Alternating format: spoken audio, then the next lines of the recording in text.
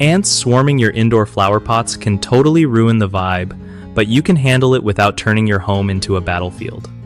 First off, don't drown your plants. Overwatering is like throwing a party for ants because they love damp soil. Make sure your pots have good drainage so water doesn't just sit there and get all soggy. If you spot ants, grab some ant bait and place it close to the pots, but not on the plants themselves, so you're not harming your green friends. You can also wipe down the pot rims and surrounding areas with soapy water to mess with their scent trails.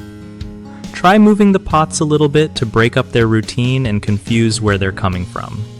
Also, check if there's any food or sugary stuff nearby that might be attracting them, because ants are sneaky and will find a snack anywhere. Keep your plant area clean and vacuumed to get rid of any crumbs or ant eggs. Lastly, consider using natural repellents like peppermint oil sprayed around the pots. It's safe for plants, but ants hate it. One of the biggest mistakes people make when dealing with ants in flower pots is ignoring how much they water their plants. Too much water makes perfect ant homes, so cutting back is key. Another common issue is placing ant bait directly in the soil or on plants, which can hurt your flowers or veggies, so always put it nearby but not in the dirt itself.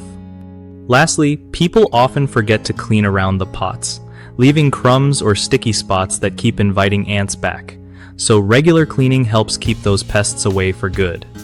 BigHomeProjects.com is awesome for hooking you up with trusted local contractors who really know their stuff, so you don't get stuck with any shady business. Plus, if you're a contractor looking to grow your work, the site helps connect you with homeowners ready to start their next big project.